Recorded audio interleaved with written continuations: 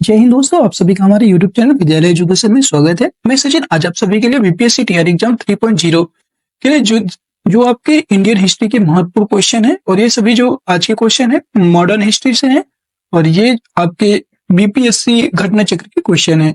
घटना चक्र आप समझ रहे होंगे, घटना चक्र में सबसे बेस्ट क्वेश्चन आपको देखने को मिलेंगे और इनका जो है फुल हम रिव्यू अर्थात फुल क्वेश्चन का जो है पोस्टमार्टम भी करेंगे। तो चलिए शुरू करते हैं आज के इस क्लास में। ये जो क्लास है आपकी आज की ये क्लास सभी क्लास के लिए इंपॉर्टेंट है। आप चाहे 1 to 12 किसी की भी तैयारी कर रहे हो, सभी में ये इंपॉर्टेंट होगा।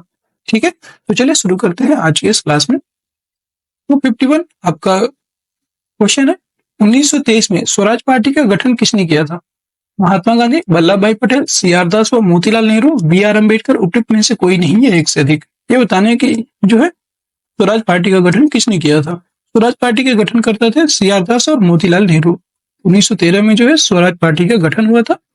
नेक्स्ट क्वेश्चन है आपका 252 नंबर क्वेश्चन है, स्वराज पार्टी का गठन डैश की असफलता के बाद हुआ? असहयोग आंदोलन, भारत छोड़ो आंदोलन, सिविल नाफरमानी आंदोलन या स्वदेश आंदोलन? तो ये जो स्वराज पार्टी का गठन है ये आपका असहयोग आंदोलन की असफलता के बाद हुआ था। ये ऑप्शन राइट हो जाएगा। असहयोग आंदोलन की असफलता के बाद स्वराज पार्टी अर्थात कांग्रेस खिलाफत स्वराज पार्टी का गठन CR दास और मोतीलाल नेहरू ने किया था और CR दास के इस अध्यक्ष मोतीलाल नेहरू थे। ठीक है, अध्यक्ष जो है CR दास थे और मोतीलाल नेहरू इसके महासचिव थे। स्वराज पार्टी ने अपने को कांग्रेस के अभिन्न हिस्से के रूप में प्रचारित किया और साथ ही अहिंसा और असहयोग के प्रति वचनबद्धता पूर्ण दोहराया था। स्वराज पार्टी का गठन आपके 1923 में हुआ था। ठीक है, नेक्स्ट क्वेश्चन आपका क्वेश्चन नंबर 253, 1922 में गया के इंडियन नेशनल कांग्रेस के अधिवेशन के अध्यक्ष कौन थे? 1922 में कौन थे? चित्तरंजन दास, एस.एन. बनर्जी, डॉक्टर राजेंद्र प्रसाद, हकीम अजमल खान। 1922 का जो गया अधिवेशन था इसकी अध्यक्षता की थी जो है चित्तरंजन दास जी ने। ये ऑप्शन राइट हो जाएगा। वर्ष 1922 में जेल से छूटने के बाद चित्तरंजन दास को गया में कांग्रेस सम्मेलन का निर्वाचित अध्यक्ष घोषित किया गया। असहयोग आंदोलन की समाप्ति के बाद देश बंधु ने सभा प्रवेश कार्यक्रम के जरिए जैसे सभाओं के भीतर से असहयोग भारतीय राजनीति को नया आयाम देने का प्रयास किया, परंतु C राजगोपालाचारी, वल्लभ भाई पटेल, डॉक्टर राजेंद्र प्रसाद, NG रंगा, आयंगर आदि नेताओं ने परिषद में प्रवेश करने की नीति का विरोध किया और इस अधिवेशन में काउंसिल में प्रवेश न लेने का प्रस्ताव पारित हुआ। फलस्वरूप चित्तरंजन दास ने त्याग पत्र दे दिया था और इसके उपरांत उन्होंने कांग्रेस के भीतर से स्वराज पार्टी की स्थापना की थी। ठीक है, नेक्स्ट क्वेश्चन आपका 254। हमने 250 क्वेश्चन इसके पहले वीडियो में कर लिए थे। हम हर वीडियो में जो है 50-50 क्वेश्चन करवाते हैं जिससे कि आपको रिवीजन अच्छे से हो जाएगा और जब बहुत बड़ा वीडियो भी नहीं होगा, आप आसानी से पूरा वॉच कर पाएंगे। 254 नंबर क्वेश्चन है, भारतीय राष्ट्रीय कांग्रेस के 1922 ईस्वी में आयोजित गया अधिवेशन के अध्यक्ष कौन थे? चित्तरंजन दास, हकीम अजमल खान, महात्मा गांधी, मौलाना अबुल कलाम आजाद, उपयुक्त में से कोई नहीं है एक से अधिक। 1922 के जो आयोजित गया अधिवेशन था इसके अध्यक्ष चित्तरंजन दास थे। अभी जस्ट बताया आपको। ये आपका 67th बीपीएससी प्री एग्जाम 2022 में पूछा गया था।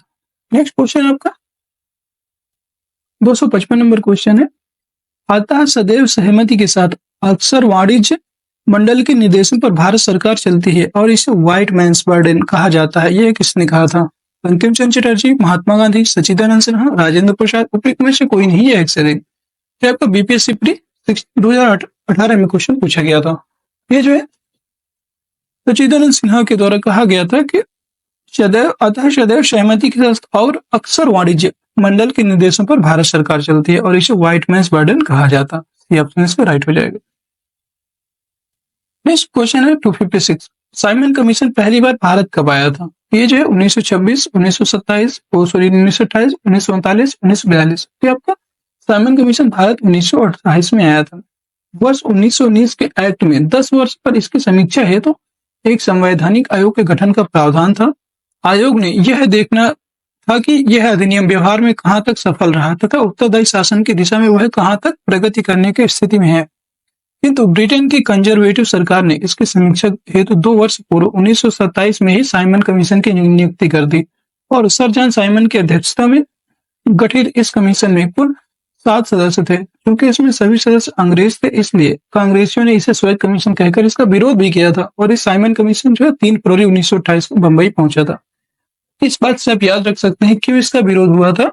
तो इसमें जो है जितने भी सदस्य थे इसके सारे जो है अंग्रेज थे, इसमें कोई भी भारतीय सदस्य नहीं था। इसलिए उन्होंने ये कहा था कि कानून तो भारतीयों के लिए बनाया गया है, तो इसमें भारतीयों का होना भी आवश्यक है। इस बात को लेकर के इसका विरोध हुआ था। 257 नंबर क्वेश्चन है, रिक्त स्थानों की पूर्ति कीजिए। नेहरू रिपोर्ट डैश की अध्यक्षता में एक कमेटी द्वारा तैयार किया गया था और इसका विषय क्या था बताना है। नेहरू रिपोर्ट जो है आपका मोतीलाल नेहरू और जवाहरलाल नेहरू ब्रिटिश साम्राज्य के साथ भारत का रिश्ता, ये तो नहीं था। नेहरू रिपोर्ट जो है जवाहरलाल नेहरू ने किया था, ये भी गलत है। नेहरू रिपोर्ट मोतीलाल नेहरू की अध्यक्षता में एक कमेटी द्वारा तैयार किया गया था और इसका विषय था भारत में संवैधानिक व्यवस्थाएं, ये भी एकदम सही है। जवाहरलाल नेहरू नहीं थे, मोतीलाल नेहरू थे। सी ऑप्शन इसका राइट हो जाएगा। साइमन आयोग को नियुक्त करने के अनुदारपंथी राज्य सचिव लॉर्ड बिरकेन हेड के अनुसार भारतीय लोग जो है संवैधानिक सुधार के लिए ठोस प्रस्ताव बनाने में असमर्थ थे। उन्होंने कहा कि भारतीय ऐसा संविधान बनाने में असमर्थ है जिसको सभी भारतीयों का व्यापक राजनीतिक समर्थन प्राप्त हो। इस चुनौती को भारतीयों द्वारा स्वीकार किया गया। यहाँ पे कहने का मतलब ये है कि अंग्रेजों ने जो है अंग्रेजों की तरफ से लॉर्ड बिरकेन हेड के अनुसार उन्होंने ये कहा था कि भारत ऐसे नहीं है कि अपने लिए एक राजनीतिक ऐसा संविधान बना सके जिसमें जो वहां के भारत के सभी लोग सहमत हों, राजनीतिक समर्थन प्राप्त हो। इसलिए इस चुनौती को भारतीयों द्वारा स्वीकार किया गया और एक योजना को अंतिम रूप देने के लिए फरवरी, मई और अगस्त 1928 में सर्वदलीय अधिवेशन आयोजित किए गए। मोतीलाल नेहरू की अध्यक्षता में 8 सदस्यीय समिति ने अगस्त 1928 में प्रस्तावित संविधान का प्रारूप प्रस्तुत किया और इसको मोतीलाल नेहरू के नाम पर नेहरू रिपोर्ट नाम से बाद में जाना गया। मोतीलाल नेहरू ने ही इस रिपोर्ट के लेखक थे। इस सांप्रदायिक आधार पर अलग निर्वाचन मंडल की मांग को अस्वीकार किया गया। जो इसमें सांप्रदायिक आधार पर जो अलग निर्वाचन की मांग चल रही थी उसको अस्वीकार किया गया और इस रिपोर्ट में डोमिनियन स्टेट्स की मांग की गई। इसके अतिरिक्त अन्य सिफारिश की गई कि जैसे सब वयस्कों के लिए मताधिकार, महिलाओं के लिए समान अधिकार, यूनियन अर्थात संगठन बनाने की स्वतंत्रता और धर्म का हर प्रकार से राज्य से पृथककरण। ये जो है प्रमुख मांगे जो है इस नेहरू रिपोर्ट के अंतर्गत मांगी गई थी। नेक्स्ट क्वेश्चन है 258 नंबर, पूर्ण स्वराज का प्रस्ताव लाहौर कांग्रेस में पारित किया गया। लाहौर अधिवेशन में कांग्रेस में कब पारित किया गया? 1919, 1929, 1939, 1942। तो ये जो है आपका 1929 के लाहौर अधिवेशन में जो है ये पारित किया गया था पूर्ण स्वराज का प्रस्ताव। कांग्रेस के कलकत्ता अधिवेशन में ब्रिटिश सरकार को यह अल्टीमेटम दिया गया कि वह वर्ष के अंत में नेहरू रिपोर्ट को स्वीकार कर ले या कांग्रेस द्वारा प्रारंभ किए जाने वाले जन आंदोलन का सामना करे। निर्धारित समय सीमा में सरकार द्वारा कोई निश्चित उत्तर न मिलने की स्थिति में दिसंबर 1929 में पंडित जवाहरलाल नेहरू की अध्यक्षता में कांग्रेस का ऐतिहासिक लाहौर अधिवेशन हुआ और इसमें पंडित जवाहरलाल नेहरू जो थे उन्होंने पूर्ण स्वराज का लक्ष्य घोषित किया। जैसे ही 31 दिसंबर 1929 को मध्य रात्रि का घंटा बजा, कांग्रेस अध्यक्ष पंडित जवाहरलाल नेहरू ने लाहौर में रावी के तट पर भारतीय स्वतंत्रता का झंडा फहराया और कांग्रेस कार्य समिति द्वारा 2 जनवरी 1930 को अपनी बैठक में यह निर्णय लिया गया कि 26 जनवरी 1930 का दिन पूर्ण स्वराज दिवस के रूप में मनाया जाएगा। इसलिए 26 जनवरी को प्रत्येक वर्ष पूर्ण स्वाधीनता दिवस के रूप में मनाया जाएगा। ठीक है, तो अगर आपसे पूछता है, यहाँ से देखिए 2 या 3 क्वेश्चन ही बन गए, क्योंकि अगर आपसे पूछता है कि पूर्ण स्वराज दिवस मनाने का निर्णय कब लिया गया था, ये 26 जनवरी 1930 को लिया गया था और प्रत्येक वर्ष 26 जनवरी को ये हम लोग क्यों मतलब गणतंत्र दिवस मनाते हैं, तो इसका भी आंसर यही है, ये भी आप लगा सकते हैं। नेक्स्ट क्वेश्चन है 259, 1929 ईस्वी में लाहौर में आयोजित भारतीय राष्ट्रीय कांग्रेस के अधिवेशन का अध्यक्ष कौन था? वल्लभ भाई पटेल, मोतीलाल नेहरू, जवाहरलाल नेहरू, राजेंद्र प्रसाद, में से कोई नहीं है, एक से अधिक। तो इसके जो अध्यक्ष थे उनका नाम था जवाहरलाल नेहरू। नेक्स्ट क्वेश्चन है 260, भारतीय राष्ट्रीय कांग्रेस द्वारा दिन को पूर्ण स्वराज दिवस घोषित किया गया। 26/1/1930, 15/8/1947, 30/1/1948, 31/12/1950। में से कोई नहीं है, एक से अधिक। देखिए सेम क्वेश्चन ये पूछा गया है, बीपीएससी प्री 2020 में पूछा गया है। इसका जो राइट आंसर है 26/1/1930 अर्थात 26 जनवरी 1930 को पूर्ण स्वराज दिवस घोषित किया गया था। नेक्स्ट क्वेश्चन है आपका 261 नंबर क्वेश्चन है, 1929 के कांग्रेस अधिवेशन में पूर्ण स्वराज का पताका किसने उठाया था? मौलाना मोहम्मद अली, पंडित जवाहरलाल नेहरू, वल्लभ भाई पटेल, सुभाष चंद्र बोस, उपयुक्त में से कोई नहीं है एक से अधिक। पूर्ण स्वराज का जो पताका उठाने वाले थे 1929 के कांग्रेस अधिवेशन में, ये जो है थे आपके वल्लभ भाई पटेल, सॉरी पंडित जवाहरलाल नेहरू, तभी जस्ट बताया आपको पंडित जवाहरलाल नेहरू।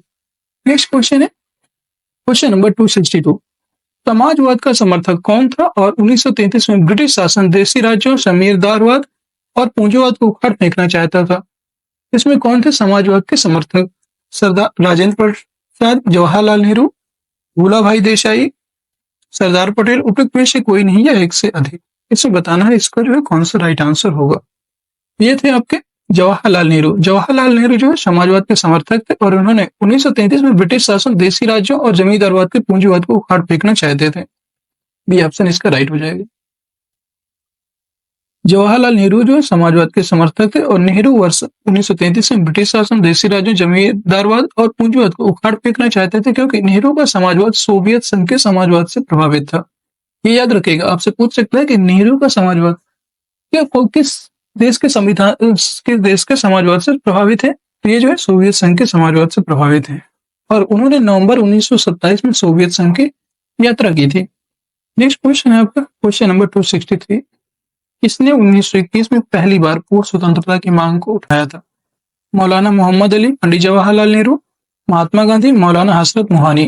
तो 1921 में पहली बार पूर्ण स्वतंत्रता की मांग को उठाने वाले थे मौलाना हसरत मोहानी। यह तो बीपीएससी प्री 2015 में पूछा गया था क्वेश्चन और इसका राइट आंसर है डी ऑप्शन। मौलाना हसरत मोहानी जी ने 1921 से पहली बार पूर्ण स्वतंत्रता की मांग की थी।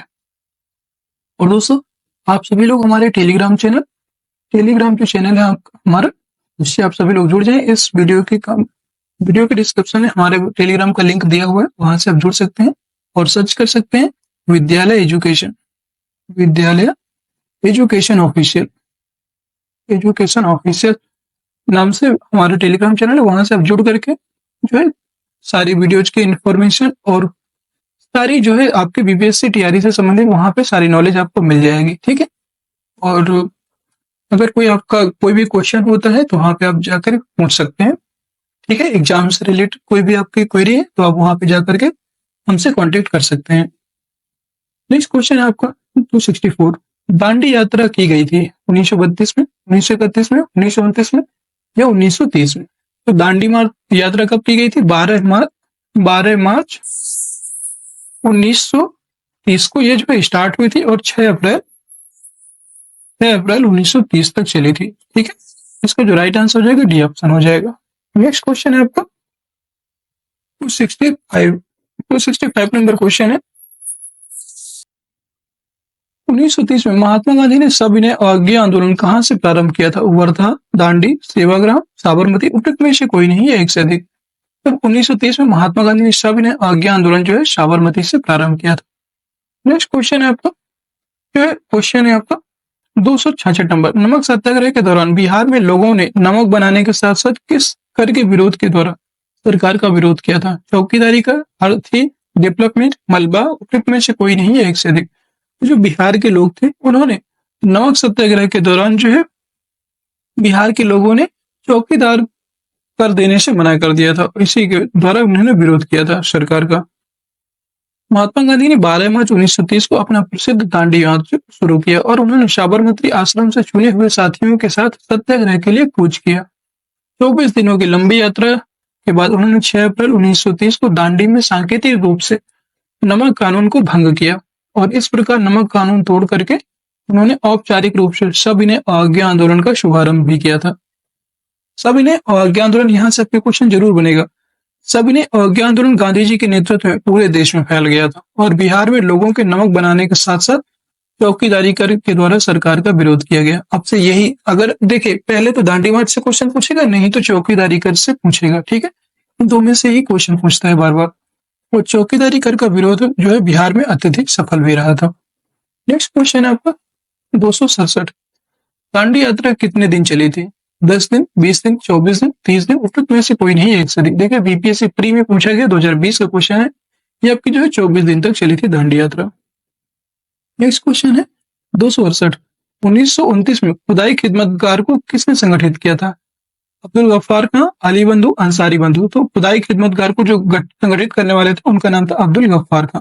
इन्हीं को सीमांत गांधी के नाम से जाना जाता है। किस कौन से नाम से? सीमांत गांधी। इन्हीं को जो है सीमांत गांधी के नाम से भी जाना जाता है, अब्दुल गफ्फार खान को। ये ऑप्शन इसका राइट हो जाएगा। नेक्स्ट क्वेश्चन है आपको 269 नंबर क्वेश्चन है, बेगूसराय के चौकीदारी के विरुद्ध आंदोलन एक हिस्सा था असहयोग आंदोलन का, अभिनय अवज्ञा का, भारत छोड़ो आंदोलन या खिलाफत आंदोलन का? अभी जस्ट आपको बताया जो बेगूसराय के चौकीदारी के विरुद्ध आंदोलन था वह एक आपका सविनय अवज्ञा आंदोलन का हिस्सा था। ये ऑप्शन इसका राइट हो जाएगा। दिसंबर 1930 में सविनय अवज्ञा आंदोलन के दौरान उत्तरी बिहार के सारण जिले में बिहोर नामक स्थान पर चौकीदारी टैक्स के विरोध में प्रदर्शन हुआ और प्रदर्शनकारियों ने बंदूक से 27 बार छर्रे दागे जाने की परवाह नहीं की। अगले महीने बेगूसराय मुंगेर जिला में स्वतंत्रता दिवस के लिए एकत्रित भीड़ में भारी संख्या में ग्रामवासी आकर सम्मिलित हो गए और उपमंडल अधिकारी को एक गड्ढे में खदेड़ दिया। 146 बार गोलीबारी किए जाने के बाद ही वे विसर्जित हुए। नेक्स्ट क्वेश्चन है आपका 270 नंबर है। 270 नंबर क्वेश्चन है कि सविनय अवज्ञा आंदोलन सिविल डिसोबीडियंस मूवमेंट किस असफलता के बाद गांधी जी ने महत्व दिया था? रचनात्मक कार्यक्रम को, हिंसा के सीमित उपयोग को, अंग्रेजों से समझौते पर, यह उपयुक्त में से कोई नहीं। जब सविनय अवज्ञा आंदोलन की असफलता हो गई गांधी जी को, तो उन्होंने एक प्रकार से रचनात्मक कार्यक्रम जितने भी जो है वहां उनके अकॉर्डिंग रचना करने वाले कार्यक्रम थे उनके द्वारा जो है उन्होंने लोगों को जागरूक करना शुरू किया। ये ऑप्शन इसका राइट हो जाएगा। सविनय अवज्ञा आंदोलन की असफलता के बाद गांधी जी ने रचनात्मक कार्यक्रम को महत्व दिया और अक्टूबर 1934 में गांधी जी ने अपना पूरा समय हरिजनोत्थान में लगाने के लिए सक्रिय राजनीति से स्वयं को हटाने का निश्चय किया। सितंबर 1932 में गांधी जी ने हरिजन कल्याण हेतु अखिल भारतीय छुआछूत विरोधी लीग की स्थापना की। उस समय जो है बहुत ज्यादा छुआछूत का प्रचलन हो गया था, इसलिए गांधी जी के द्वारा अखिल भारतीय छुआछूत विरोधी लीग का भी स्थापना किया गया और हरिजन नामक साप्ताहिक पत्र का प्रकाशन किया गया। हरिजन नामक जो पत्रिका है ये गांधी जी की पत्रिका है, याद रखेंगे। 271 नंबर क्वेश्चन है दोस्तों, निम्नलिखित में से किस भारतीय नेता ने लंदन में प्रथम गोलमेज कॉन्फ्रेंस में भाग लिया था? मौलाना मोहम्मद अली, मौलाना अबुल कलाम आजाद, महात्मा गांधी, पंडित जवाहरलाल नेहरू। तो प्रथम गोलमेज सम्मेलन में जो भाग लिए थे उनका नाम है मौलाना मोहम्मद अली। ये ऑप्शन राइट है। और तीनों गोलमेज सम्मेलन में भाग लेने वाले कौन थे? वो थे आपके डॉक्टर भीमराव अम्बेडकर। डॉक्टर भीमराव अम्बेडकर जो है इन्होंने तीनों गोलमेज सम्मेलन में भाग लिया था, ये आप याद रखेंगे। ये ऑप्शन इसका राइट हो जाएगा, मौलाना मोहम्मद अली। नेक्स्ट क्वेश्चन है 272, तीनों गोलमेज सम्मेलनों में किसने भाग लिया था? देखिए ये क्वेश्चन भी बीपीएससी प्री 2022 का क्वेश्चन में पूछा गया था। मौलाना अबुल कलाम आजाद, मदन मोहन मालवीय, बी.आर. अम्बेडकर, महात्मा गांधी, उपयुक्त में से कोई नहीं है एक सभी। यहाँ पे जो है बी.आर. अम्बेडकर जो है तीनों गोलमेज सम्मेलनों में भाग लिए थे, ठीक है। और महात्मा गांधी ने सिर्फ दूसरे में लिया था, याद रखिए दूसरे गोलमेज सम्मेलन में भाग लेने वाले थे महात्मा गांधी। नेक्स्ट क्वेश्चन आपको देखिए, दलित नेता भीमराव अम्बेडकर ने तीनों गोलमेज सम्मेलनों में भाग लिया। द्वितीय गोलमेज सम्मेलन में महात्मा गांधी ने कांग्रेस के एकमात्र प्रतिनिधि के रूप में हिस्सा लिया था और इसके अलावा सरोजिनी नायडू तथा मदन मोहन मालवीय ने इस सम्मेलन में हिस्सा लिए थे। नेक्स्ट क्वेश्चन है 273, गांधी इरविन समझौता हुआ था, ये कब हुआ था ये बताना है आपको। गांधी इरविन समझौता 1930, 1931, 1932 या 1933? तो गांधी इरविन समझौता आपका हुआ था 5 मार्च 1931 को। 5 मार्च 1931 को जो है गांधी जी इरविन समझौता हुआ था। ये ऑप्शन इसका राइट हो जाएगा। ये क्वेश्चन 53, 55, 54 जो है 2 से 3 बार क्वेश्चन यही लगातार पूछा गया है बीपीएससी प्री में। देखिए गांधी इरविन समझौता 5 मार्च 1931 को संपन्न हुआ और इस समझौते के अनुसार गांधी जी के नेतृत्व में कांग्रेस सविनय अवज्ञा आंदोलन स्थगित करने के लिए तैयार हो गई थी और सभी युद्ध बंदियों के विरुद्ध हिंसा का आरोप नहीं था, उसको रिहा का आदेश दिया गया और विदेशी कपड़ों और शराब की दुकानों पर शांतिपूर्ण धरना देने का अधिकार उसमें प्राप्त किया गया। नेक्स्ट क्वेश्चन है आपका क्वेश्चन नंबर 274, निम्न में से कौन सा गोलमेज सम्मेलन 1932 में हुआ था ये बताना है आप। पहला, दूसरा, तीसरा या चौथा? तो 1932 में जो हुआ था उसका नाम तीसरा गोलमेज सम्मेलन 1932 में हुआ था। प्रथम गोलमेज सम्मेलन 12 नवंबर 1930 से 13 जनवरी 1931 तक चला, लंदन में आयोजित किया गया, जिसमें भारतीय उदारवादी दल, मुस्लिम लीग, हिंदू महासभा, दलित वर्ग, व्यापारी वर्ग तथा रजवाड़ों के प्रतिनिधियों ने भाग लिया था, किंतु कांग्रेस इसमें सम्मिलित नहीं हुई। दूसरा गोलमेज सम्मेलन 7 सितंबर 1931 से 1 दिसंबर 1931 तक चला। इसमें कांग्रेस के एकमात्र प्रतिनिधि के रूप में गांधी जी ने हिस्सा लिया। लंदन में तीसरा गोलमेज सम्मेलन 17 नवंबर 1932 से लेकर 24 दिसंबर 1932 तक चला। कांग्रेस ने इस सम्मेलन का बहिष्कार किया था। अगला क्वेश्चन है 275। भारतीय राष्ट्रीय कांग्रेस ने किस गोलमेज सम्मेलन में भाग नहीं लिया? प्रथम, द्वितीय, तृतीय, सभी में भाग लिया, उपयुक्त में से कोई नहीं है, एक से अधिक। तो जो भारतीय राष्ट्रीय कांग्रेस है उसने प्रथम और तृतीय, पहले और तीसरे में भाग नहीं लिया, तो इस एक से अधिक हो जाएगा, ये ऑप्शन राइट हो जाएगा। नेक्स्ट क्वेश्चन है 276। द्वितीय गोलमेज सम्मेलन किस प्रश्न पर असफल रहा, ये बताना है। द्वितीय जो गोलमेज सम्मेलन था ये किस पर असफल रहा? सांप्रदायिक प्रतिनिधित्व, डोमिनियन स्टेट्स प्रदान करना, सत्ता हस्तांतरण की तिथि, सविनय अवज्ञा आंदोलन का स्थगन, ये बताना है किसमें नहीं था। ये जो है आपका द्वितीय गोलमेज सम्मेलन जो है आपका सांप्रदायिक प्रतिनिधित्व था, इसमें जो है असफल रहा। द्वितीय गोलमेज सम्मेलन 7 सितंबर 1931 को प्रारंभ हुआ और जिसमें महात्मा गांधी ने कांग्रेस के एकमात्र जो प्रतिनिधि थे उनके रूप में सम्मिलित हुए थे यहाँ पर, और यह सम्मेलन सांप्रदायिक समस्या पर विवाद के कारण पूरी तरह से असफल भी हो गया था। जो यह सम्मेलन था ये पूरा असफल हो गया था। इसका मेन कारण था सांप्रदायिक समस्या। दलित नेता भीमराव अंबेडकर ने दलितों के लिए पृथक निर्वाचन मंडल की सुविधा की मांग की और जिसे गांधी जी ने अस्वीकार कर दिया, और अंत में जो है सांप्रदायिक गतिरोध के कारण 1 दिसंबर 1931 को जो है ये समाप्त घोषित कर दिया गया। नेक्स्ट क्वेश्चन है आपको 277। महात्मा गांधी दिसंबर 1931 में खाली हाथ कहां से भारत लौटे थे? आप सभी को पता है दिसंबर 1931 में आपका दूसरा गोलमेज सम्मेलन हुआ था। ये कहाँ हुआ था? लंदन में हुआ था। लंदन से ये वापस आए थे। ये जो है बीपीएससी पे 2000 में क्वेश्चन पूछा गया था। महात्मा गांधी ने कांग्रेस के एकमात्र प्रतिनिधि के रूप में 7 दिसंबर 1931 से प्रारंभ दिल्ली द्वितीय गोलमेज सम्मेलन में भाग लिया, किंतु 28 दिसंबर 1931 को वह लंदन से खाली हाथ होकर बंबई पहुंचे। स्वदेश पहुंचने पर उन्होंने कहा, यह सच है कि मैं खाली हाथ लौटा हूं, किंतु मुझे संतोष है कि जो ध्वज मुझे सौंपा गया था मैंने उसे नीचे नहीं होने दिया और उसके सम्मान के साथ समझौता नहीं किया था। यह कथन भी गांधी जी के द्वारा कहा गया। नेक्स्ट क्वेश्चन है 278। गांधी इरविन समझौते के हस्ताक्षरित होने में किसने महत्वपूर्ण भूमिका निभाई थी? मोतीलाल नेहरू, मदन मोहन मालवीय, तेज बहादुर सप्रू, चिंतामणि। बताना इनमें से कौन से थे? तो वो थे तेज बहादुर सप्रू। राइट आंसर हो जाएगा।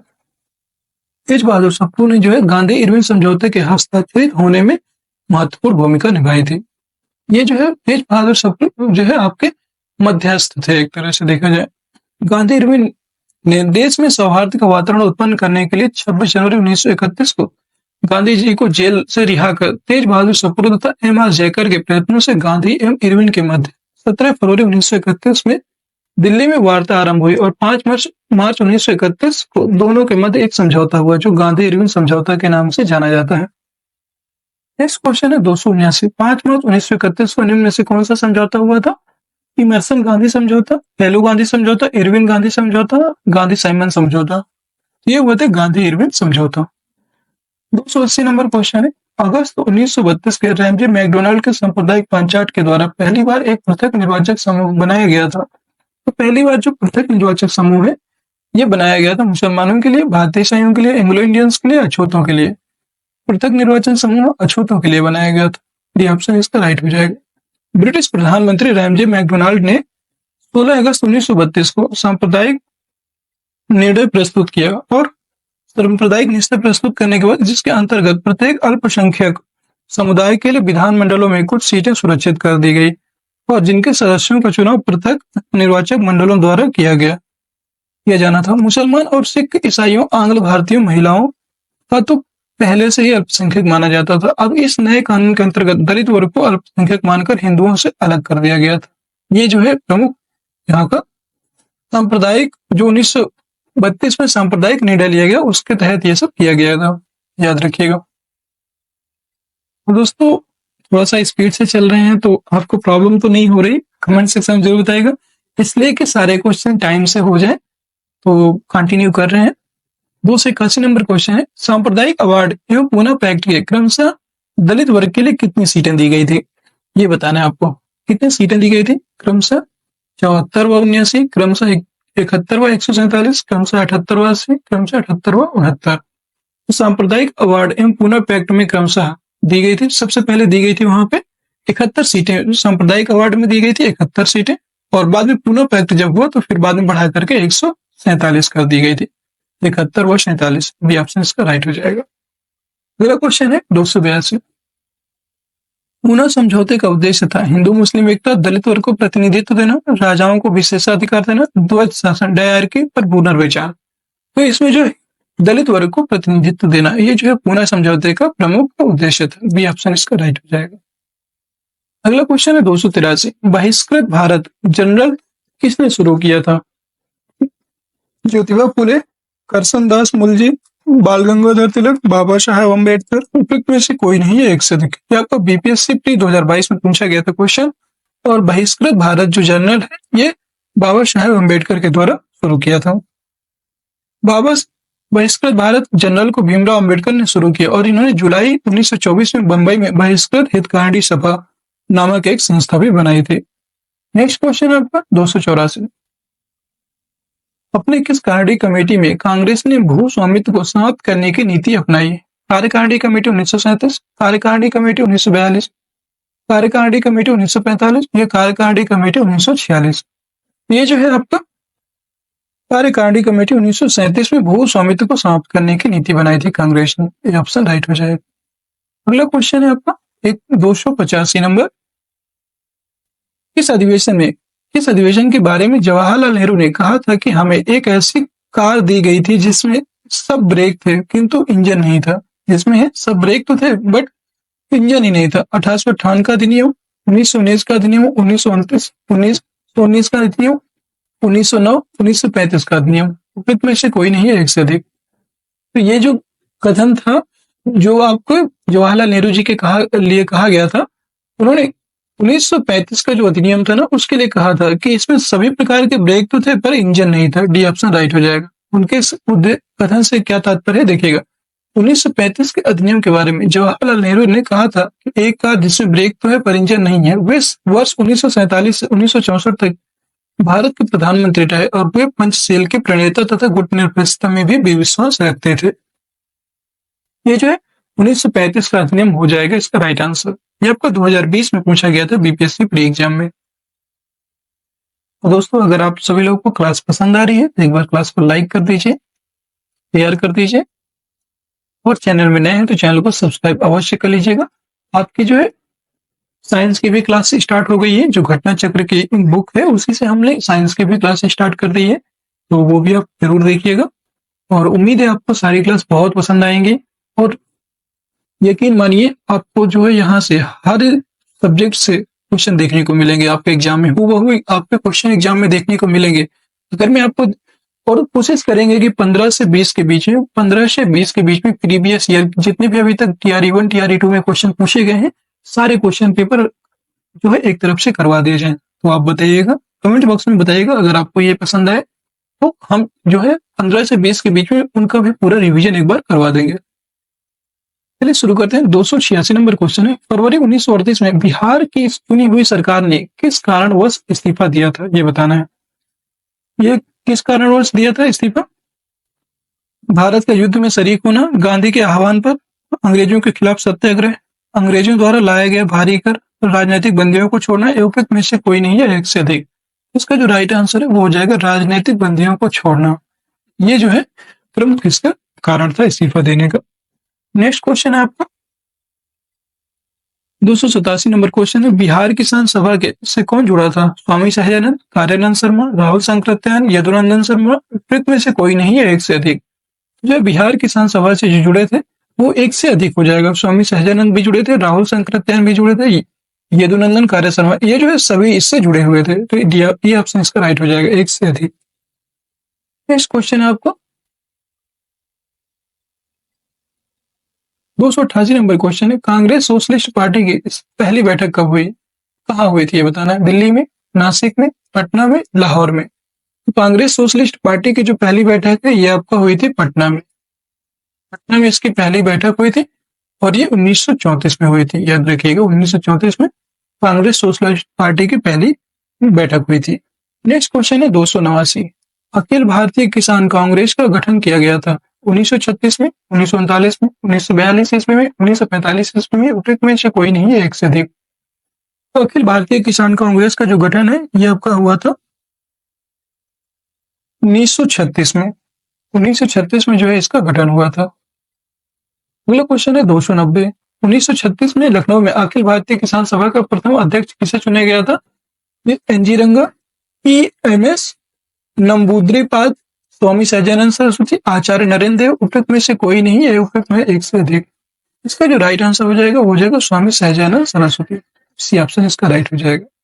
अगला क्वेश्चन है 291, वह कौन सी जगह थी जहां अखिल भारतीय किसान सभा का पहला अधिवेशन हुआ था? लखनऊ, इलाहाबाद, कलकत्ता, लखनऊ, पटना। ये आपको बीपीएससी प्री 2008 में पूछा गया था और ये लखनऊ में जो है 1934 में हुई थी। याद रखिएगा 1934 में लखनऊ में हुआ था।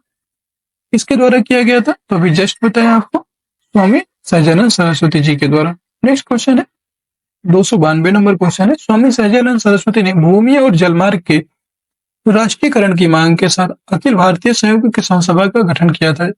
उनकी मृत्यु से ठीक पहले बहुत कम उम्र में 1930 के दशक में या 1920 के दशक में, उन्होंने अपनी मृत्यु से ठीक पहले जो है इसको किया था। ये ऑप्शन इसका राइट हो जाएगा।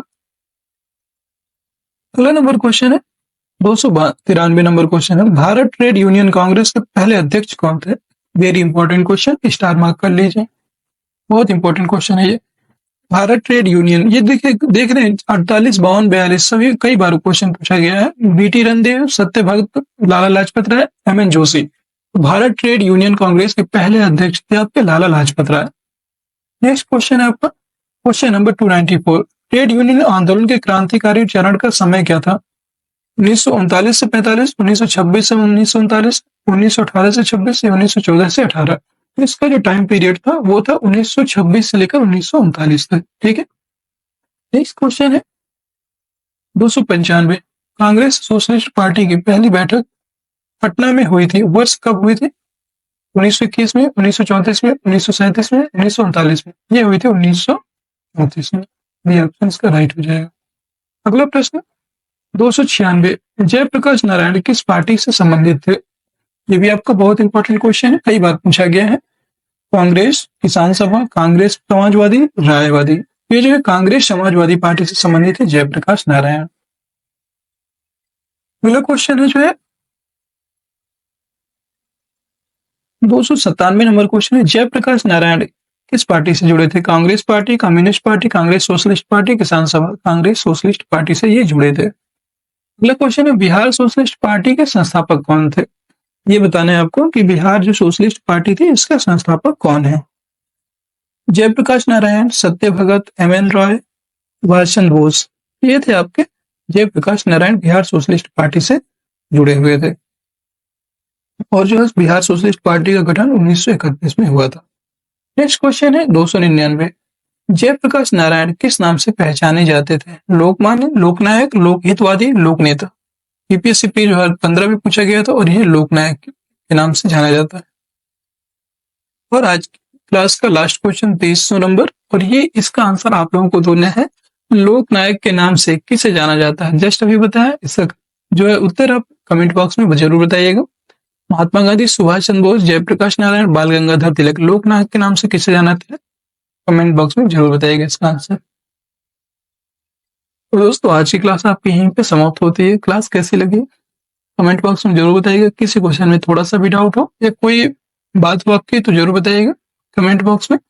और अगर आप हमसे जुड़ना चाहते हैं तो हमारे